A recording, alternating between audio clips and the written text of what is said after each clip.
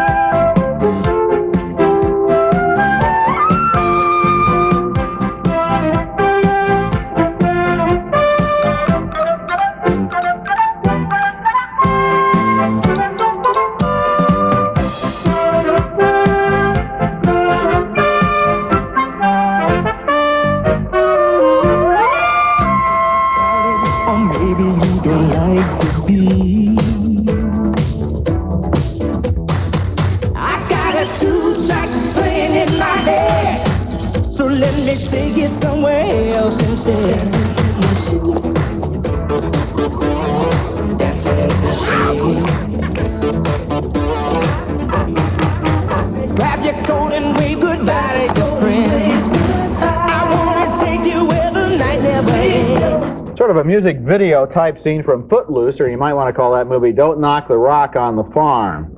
It's one of 5 new movies you're going to be reviewing this week, and across the aisle from me is Gene Siskel, film critic of the Chicago Tribune. And across the aisle from me, Roger Ebert, film critic of the Chicago Sun-Times. Now, in addition to Footloose, we'll also be reviewing Against All Odds, a sexy thriller starring Rachel Ward and Jeff Bridges. Also, The Complete Beatles, a retrospective of the famous group. And finally, Weekend Pass for sailors on leave in Los Angeles. But first, Roger begins with Tom Selleck's new movie. The name of the movie is Lassiter, and it stars Tom Selleck of Magnum P.I. and a kind of cross between James Bond and Burt Reynolds. In the movie, Selleck plays an American thief in London in the years before World War II, and he's caught by the cops, and they offer him a take-it-or-leave-it ultimatum. Either he breaks into the German embassy and steals millions of dollars worth of diamonds, or the cops are going to lock him up in the slammer for a long, long time. So to get into the embassy, Selleck has to seduce a sadistic German countess played by Lauren Hutton. And in this scene, Hutton tries to move in on Selleck and on Jane Seymour, who plays his real girlfriend. What a nice surprise. May I join you? No. Make her leave, Nick. Make her go away. You mustn't be so sure of losing him, my dear. You destroy my fun if there is no contest. I'm not in this for fun. Get her out of here. I'm not going to sit here with her. Don't push me, Sarah. I don't have room. Don't touch me!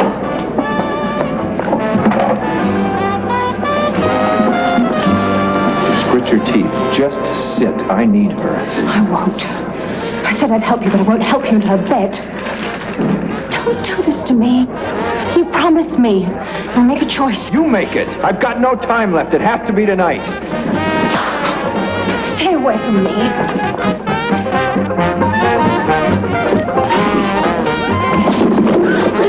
Well, despite that, Lauren Hutton does help him, but then she turns against Selleck and sends her henchmen to Selleck's hideout.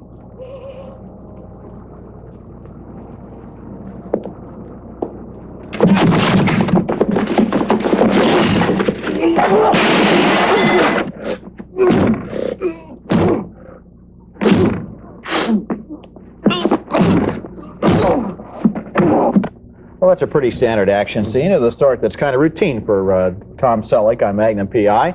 Just all in a day's work. But between the fights and the chases, there's some real charm and humor in this movie, and I think Lassiter is going to be the movie that's going to make Tom Selleck into a big movie star. Sometimes it's hard to make that transition from the small screen to the large one, but Selleck's previous movie certainly didn't help him. High Road to China came across as a routine ripoff of Raiders of the Lost Ark. But this new thriller, Lassiter, is a lot different. It's directed with wit and imagination and some nice action, and Selleck comes through like a real star. I liked it. Not me, and I think he's got to make another movie before he becomes a movie star, a real movie. I thought this was a very safe TV kind of material where the villains weren't that threatening and he wasn't that evil, and then It wasn't that tension-filled whether he was going to pull off the job or not. It was just very relaxed and laid back. He was sort of smiling and friendly like it was all a joke. Very safe, warm, cuddly TV material. I think it goes way beyond, way back beyond television and the antecedents you're talking about. I think it goes back to the thrillers of the 30s and 40s with people like Cary Grant in them. I wish he were in this. I think that he does a very good job of playing that kind of character. Tall, handsome, suave, looks good in a tuxedo, jokes with the girls, takes care of the bad guys, seems to ease through the entire plot, and Selick does that. Not many people can. No, Cary Grant did it very well. I think he is just a little too friendly and soft around the edges. This whole picture, you didn't really ever think that this picture was really threatening or exciting, did you? I thought it was entertaining. I don't think the scene we just saw shows him real soft around the edges. Yeah, I just think it's fuzzy material, nothing special. Okay. Coming up next at the movies, the film that tries to be a toe-tapping male version of Flashdance.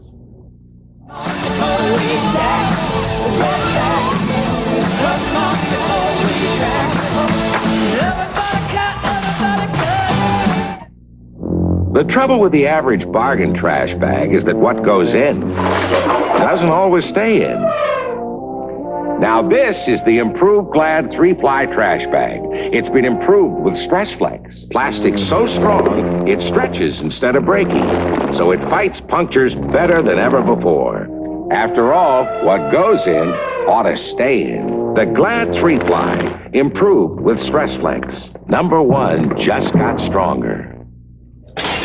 Oh, Mom, they'll be here any minute, and I've got a headache. Sweetheart, take 3. Anacin 3. But just today, the doctor said no aspirin. No aspirin in Anacin 3, and no caffeine. Anacin 3 is 100% aspirin-free with the aspirin-free ingredient doctors recommend most. Headache's gone, Mom. I can always count on you. And Anacin 3. You look great. Anacin 3, 100% aspirin-free and caffeine-free. Why the shades on? You're not out in the sunshine. Well, look at all this shine. And it only took about half the time it usually does. Yeah, how? I used Ajax. Ajax All-Purpose Cleaner saves time because you don't have to rinse. Try it on floors. Ajax cleans till the shine shines through. Then dries clean without a dull film to rinse. I like the lemony smell. I like the shine and the time I saved. Now I can put these glasses to better use. Ajax All-Purpose Cleaner. The shine shines through. This isn't just another commercial. You should listen to this. See, I'm not just any kid. I'm the kid that's tasted the difference. Because this isn't just any snack. It's nacho cheese Doritos. And it's not just nacho cheese. It's 3 kinds of cheese. And it's not just 3 kinds of cheese. It's corn, tomato, onion, and spices. And it's not just corn, tomato, onion, and spices. It's delicious. And it's not just delicious. It's the greatest. Because it's not just any snack. It's Doritos brand. And I'm not just out of Doritos. I'm out of time. Our next film is Footloose, and it's built along the lines of the surprise hit of a year ago called Flashdance, with this time the story of a boy who wants to dance. And standing in his way is a very conservative preacher who has helped outlaw public dancing in his town. This young man has moved to this uptight western town from Chicago, and he can't believe you can't dance in the town of Beaumont, and he finds out why in his high school cafeteria. Lord, how could you let our new student eat this food? We don't eat this. Now, we have some delicious homemade food over there. Come on over. So good. Yeah, come on. Come on, Willard. Hi. Oh, chicken. Come on. Come on. Good boy. Good boy. Bring your friend. You won't get any of that here. What's that? Dancing. There's no dancing, right? That's right. What? It's illegal. Jump back. That's true. That's been for about 5 or 6 years. What? Go ahead, tell him. Started when a bunch of kids got killed in a car wreck. Whole town went bananas, blaming it on the music and liquor and dancing. Now they're just convinced it's all a sin. Who's convinced? Whole damn town. Upset because he can't dance and he can't get the girl he wants in high school, young Ren McCormick, played by Kevin Bacon, finally breaks loose in a warehouse.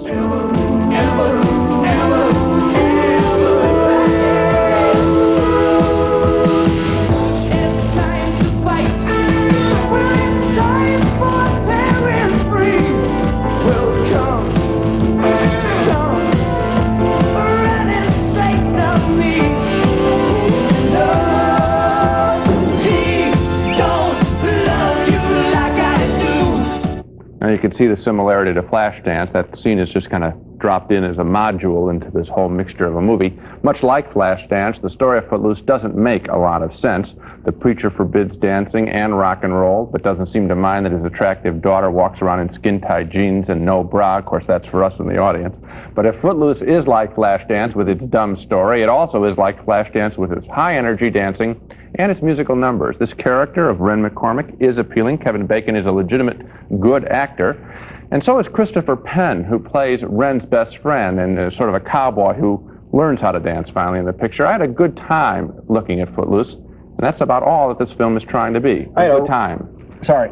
I had a real bad time looking at Footloose. I didn't like Flashdance. I think that Flashdance was about 5 times better than this picture, and the picture has been trying to get by on Flashdance's coattails. This is not another Flashdance, no matter what you say. It's a boring... It isn't. It's a boring morality tale about these people in the small town, including the preacher, who does a 180-degree turn, totally changes his mind about everything with no preparation, no justification, and no explanation, totally arbitrary, and only 3 good dance sequences in the whole 2-hour He changes his mind movie. with a little preparation. It's one of the weaker parts of the film, but he has a little preparation because his wife starts leaning on him, but I thought it was cornball. His wife, who only turns up after an hour of the film, we find out the guy is married. Who's this woman? No, she's been laying around there and not saying... Saw her once in the back of one shot. But let's get into the real meat of this, which is the dancing and the music. And for that, I found a great deal of fun and toe-tapping kind of emotion to the picture. It's false advertising. There were the dancing and the music, 3, you call them modules, little music TV sorts of things dropped in where they don't really seem to fit, and everything else is all this long talk and all this psychological mumbo-jumbo. The difference is, a movie like this,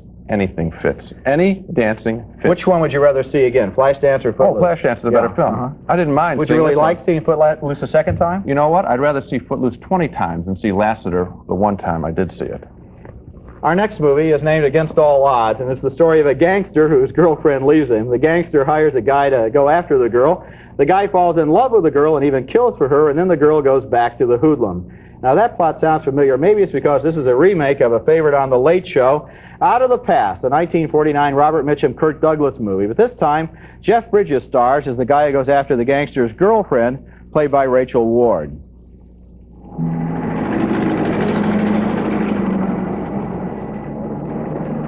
Jesse?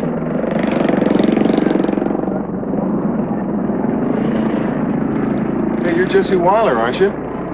I'm Terry Brogan. I played ball for the Outlaws. The Outlaws don't interest me. Dos Mangos, por favor. I'm not playing this season. Gracias. Say, there's not too much going on this island. Do you know where I can go to have a good time? Get off the island. The ferry leaves every morning. Una más? Can I buy you a drink or something? Nope. How about a taco? ¿Cuánto? 400.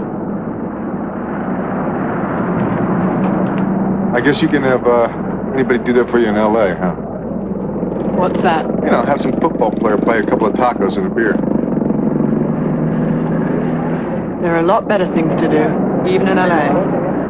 And of course, Bridges is a football player. He's a pro player, and the whole story involves the fact that her mother owns the team.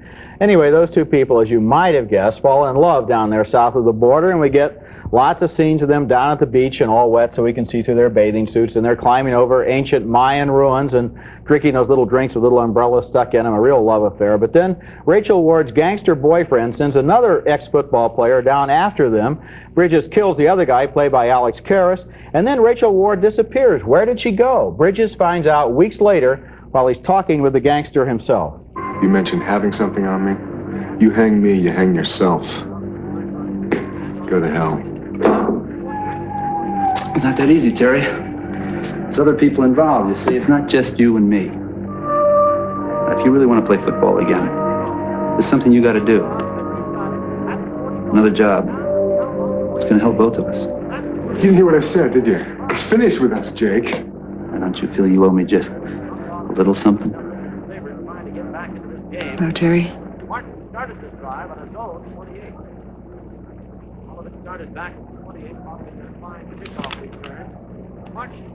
She look great or what?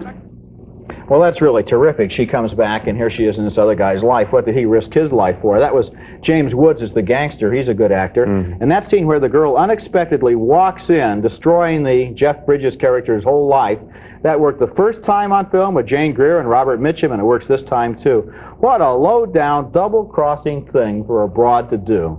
The best thing about Against All Odds is the love-hate relationship between Jeff Bridges and Rachel Ward, with James Woods as the slime boat who's pulling all the strings. Now, I have a complaint, is that these people are in a plot so complicated it's almost impossible to understand, but when they're in the bedroom together, well, then you understand everything. That's exactly right. It is very difficult to understand. You know what I had to do? I had to see it a second time to figure out all the different manipulations, and they all come at the end, and your head's spinning.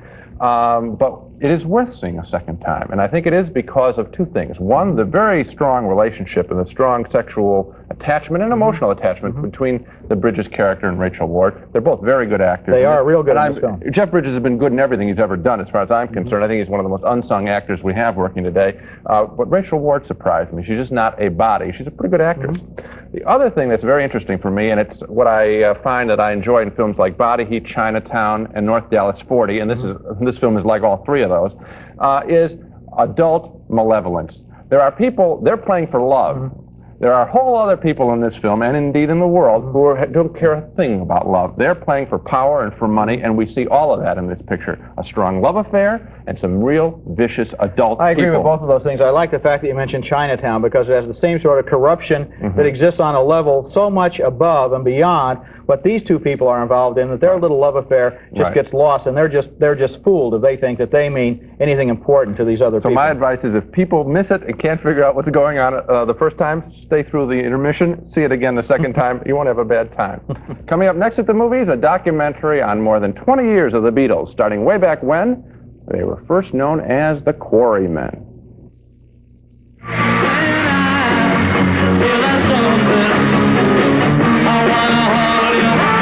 Your cat give you that cold shoulder when you serve cold leftover cat food?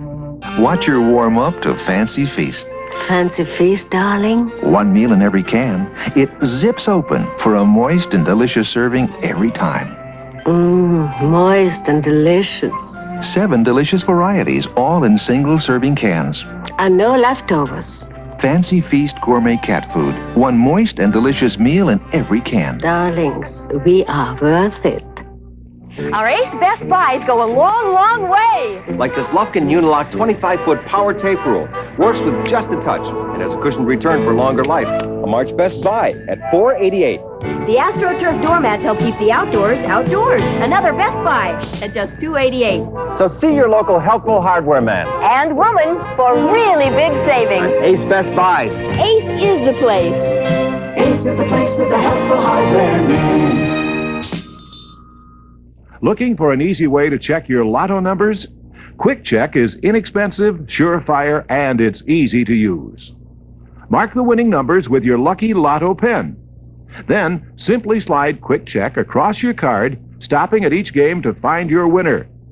To order your Quick Check, send $4 to BI Products, P.O. Box 507, Franklin Park, Illinois 60131. Remember, 4 out of 6 numbers is a winner.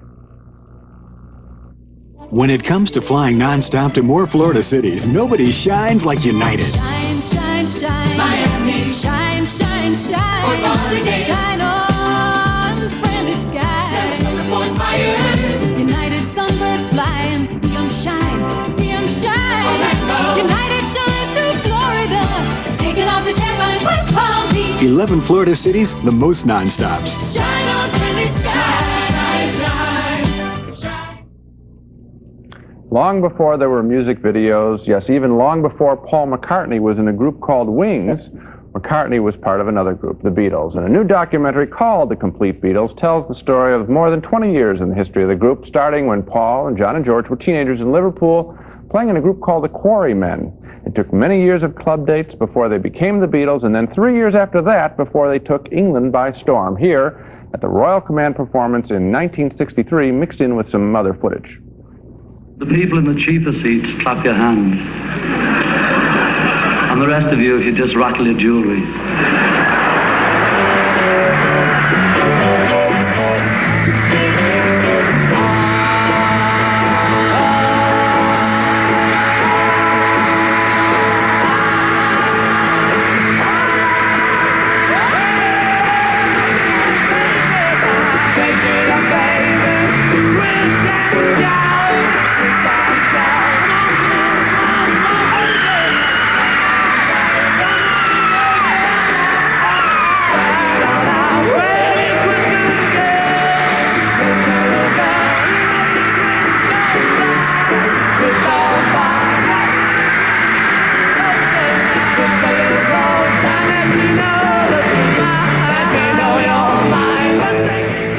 Later, stunned by their popularity, the four young Beatles talk about their individual dreams and how long their fame might last. We've thought about it, and probably the thing that John and I will do will be write songs as we have been doing as a sort of sideline now. We'll probably develop that a bit more, we hope. Who knows, at 40 we may not know how to write songs anymore. I hope to have enough money to go into a business of my own by the time we do flop. I've always fancied having a lady's hairdressing salon, you know, a string with them, in fact, and trot around with my stripes and my tails, you know, like a cup of tea, man. How long are you going to last? Well, you can't say, you know. You can be big-headed and say, yeah, we're going to last 10 years. But as soon as you've said that, you think, you know, we're lucky if we last 3 months, you know. Of course, seeing that scene and those scenes are so great because it's a kick for us. We know what's ahead of them. They don't. The Complete Beatles is a much better film covering those early days in England than it is covering the later years of the group. Particularly interesting is the way the film highlights the considerable contributions of the Beatles' producer, George Martin, because in the past, the Beatles have received credit for their success. Their manager, Brian Epstein, has received credit for their success. But George Martin's role as the man at the switchboard, the man at the rehearsals, that has been mostly ignored. But I can only give a mixed review to the Complete Beatles because the second half of the film needs more concert material and more, frankly, interviews with the Beatles themselves. This movie is a fascinating subject, to say the least. None of it should have been boring, as the second half of this movie is. I like the whole movie. I'm kind of confused by that because you say you like the George Martin stuff, and that's all in the second half of the movie. How he produced Abbey Road, how Sgt. Pepper was their best album and the White Album, and how George got mad because he only got 2 cuts on every album, how they brought in all the symphony instruments and played with the tapes. So Martin is known as the fifth Beatle, so he's gotten a lot of credit, but until this film, he's never really been exploited in terms of all the little stories about how they made the music. And then also the last half of the film is how they go to India and have their falling out with the Maharishi and so forth. I thought the whole film, and especially the end, where success destroys them and they can't hold together, was the best part. I liked it all. Well, I think that I felt that they played a little fast and loose with some of the footage that they had throughout it. I wished, I wanted them to speak.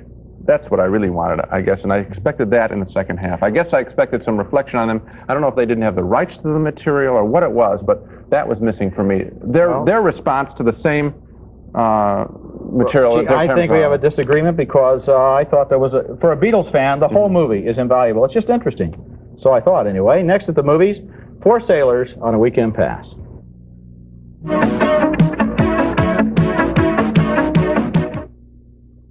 There's nothing like waking up to my fresh-baked cinnamon rolls. Oh, that poppin' fresh stove. Hot cinnamon rolls. I can see them rising in the oven. Oh, that cinnamon. I see melting in. Oh, that poppin' fresh stove. Pillsbury cinnamon rolls. Oh, I can taste them. Oh, poppin' fresh stove. If you were born between 1946 and 1960, you're part of the baby boom. You've also witnessed the birth of rock and roll. It's your music, and it's an important part of your life. The Beatles! That's why at the Loop, we haven't forgotten what rock and roll is all about.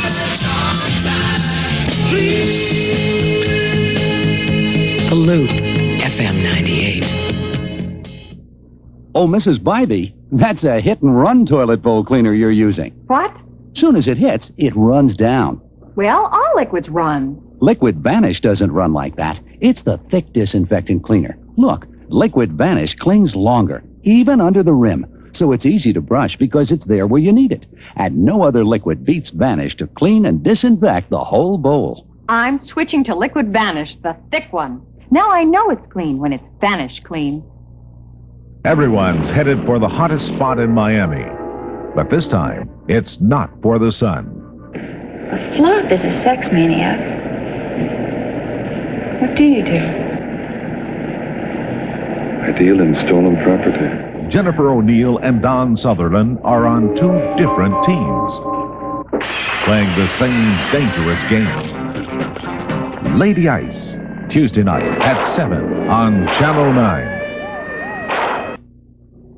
Our next movie is named Weekend Pass, and you got to give them credit. This is a great idea for a low-budget exploitation film. I wish I'd had this idea myself. They shot it on location in their own backyard, Los Angeles, so all they needed were 4 sailors, 4 rented Navy uniforms, a rented Jeep for the guys to drive around in, and of course, a lot of rented girls for the sailors to chase. That's pretty much the plot of Weekend Pass, and here's a scene where one of the sailors gets a taste of life in Los Angeles.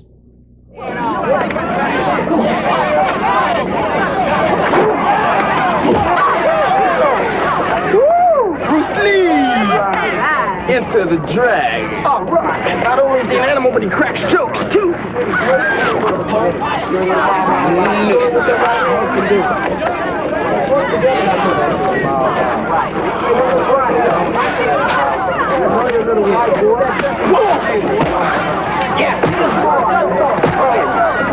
right. Yeah. Bunker Hill, United States Navy. The movie has a pretty simple formula. First a fight scene, then a sex scene, then a slapstick scene, and the guys try to get blind dates. They call it massage parlors, and there's a cute scene where one sailor goes out with a girl who's obsessed with show business, and she table hops while he gets stuck with a bill. This is the kind of movie that in the good old days they used to make with Frank Sinatra and Gene Kelly as sailors, Anchors Away, but now it's the kind of quick, cheapy movie where the topless dancers get featured billing. What a complete waste of time. It doesn't belong in the category with Anchors Away. I know you don't mean to say that it does, or On the Town. None of those pictures. This is low-rent stuff. They hired a film school graduate to make this picture, and it isn't even low-rent enough.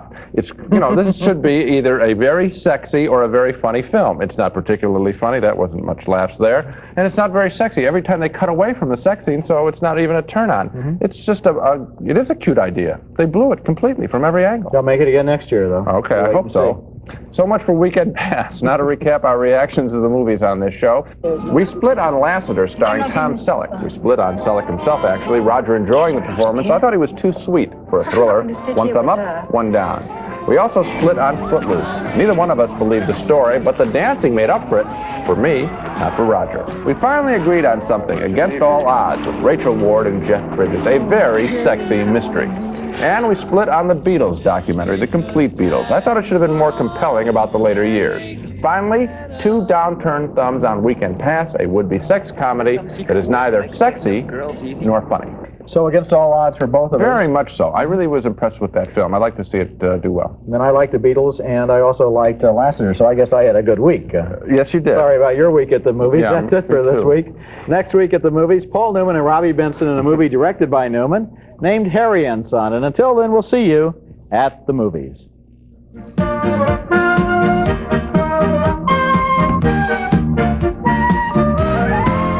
Pan American, whether it's business or pleasure or a little bit of both across the country and around the world, Pan Am, you can't beat the experience.